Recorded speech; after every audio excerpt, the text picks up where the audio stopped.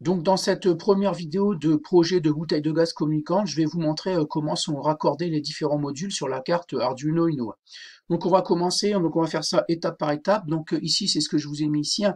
Donc on va commencer ici sans transmission radio, d'accord? Donc pour l'instant, donc on va juste en fait mesurer la quantité de gaz restant dans la bouteille, d'accord? Et on va afficher ça au niveau de la bouteille de gaz, d'accord? Donc on va pas faire de transmission radio, on le fera un petit peu plus tard si on a le temps. On va pas transmettre ce niveau-là en fait jusqu'à la maison, d'accord? En sans fil, en radio, hein. Donc on reste au niveau local de la bouteille. Donc alors pour ça vous allez avoir donc différents modules branchés sur la carte Arduino Uno que vous avez ici, hein. Donc on va d'abord ici, donc ça j'y reviendrai un petit peu plus tard. Vous allez avoir besoin en fait ici d'un détecteur ou un capteur de force, d'accord?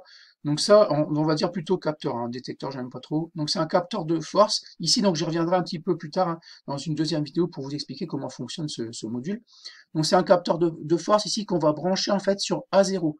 Donc ce capteur de force là, on va le brancher ici là, sur la carte Arduino Uno sur A0, donc sur une entrée analogique. D'accord?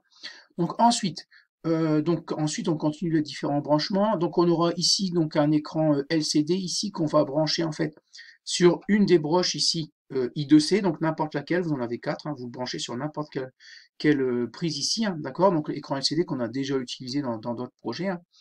Vous aurez ensuite une LED verte, une LED orange, une LED rouge, ici branchée sur D2, D3, D4, d'accord? Et enfin ici, vous aurez, alors, dans un premier temps, on va utiliser des LED, 3 LED D2, D3, D4, d'accord? Donc on va allumer en fait en fonction du taux de remplissage de la bouteille. Donc même chose ici, hein, sur l'écran LCD, on va afficher en fait le taux de remplissage de la bouteille. Donc on va essayer de l'afficher en pourcentage, d'accord? Et en fonction ensuite, donc on va compliquer le projet en allant, hein. En fonction du taux de remplissage qu'on aura ici, on allumera donc la verte si tout va bien, la orange quand on va commencer à pu avoir beaucoup de gaz, donc on verra un petit peu comment on va faire, hein. Et enfin la rouge en fait quand on aura pratiquement plus de gaz. D'accord? Donc ensuite, on va débrancher en fait, donc ensuite, quand on continue le projet, hein, on va débrancher ces trois LED là, d'accord, qu'on va remplacer par une LED RGB que vous avez ici, d'accord, qu'on branchera sur D2, d'accord. Donc cette LED là, on l'a déjà vu aussi dans d'autres projets, hein. C'est une LED qui va remplacer ces trois là, d'accord, puisqu'on peut l'allumer cette LED là de différentes couleurs. Donc c'est une seule et même LED remplace trois LED là ici, d'accord, et on l'allumera en fait une fois rouge, une fois orange, une fois verte, d'accord. Donc c'est une LED RGB, hein, pour Red, Green, Blue. Donc on peut mélanger des couleurs pour en fait l'allumer de la couleur que l'on souhaite. Donc on l'allumera verte, ensuite on l'allumera orange et on l'allumera ensuite rouge. Alors l'avantage en fait c'est que ici au niveau de la carte, on n'occupe plus que D2, d'accord? Plutôt que d'occuper D2, D3, D4 avec 3 LED ici, on n'occupe plus que D2, d'accord? Donc on a libéré D3, D4, d'accord?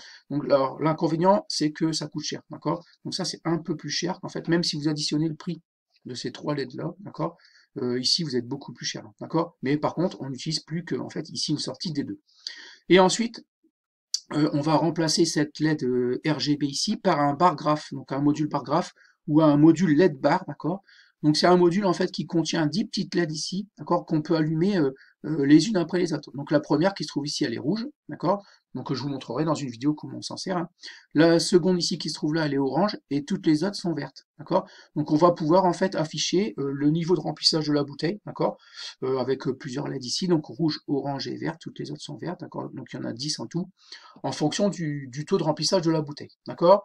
Donc en gros, on mesure en fait ici la masse de la bouteille, d'accord? Et cette masse-là, donc enfin, on va mesurer la masse, mais on va renvoyer une valeur. Je vais vous expliquer un petit peu après dans la vidéo qui va suivre. Ici, on va afficher en gros le taux de remplissage de la bouteille, donc de 0 à 100%. Et en fonction de ce taux de remplissage-là, on va allumer des LED verte, orange, rouge, d'accord? Ensuite, on va remplacer ces LED-là par une seule LED, d'accord, qui va s'allumer une fois verte, une fois orange, une fois rouge, toujours en fonction du taux de remplissage de la bouteille. Et ensuite, ici, cette LED RGB-là, on va la remplacer par un module par graphe, ici, qui va en fait visualiser le taux de remplissage de la bouteille, d'accord? C'est un petit peu ce que vous avez sur vos téléphones portables quand vous avez le taux de remplissage de votre batterie, hein, donc de 0 à 100%, d'accord? Donc ici, on va allumer des LED de couleur, d'accord?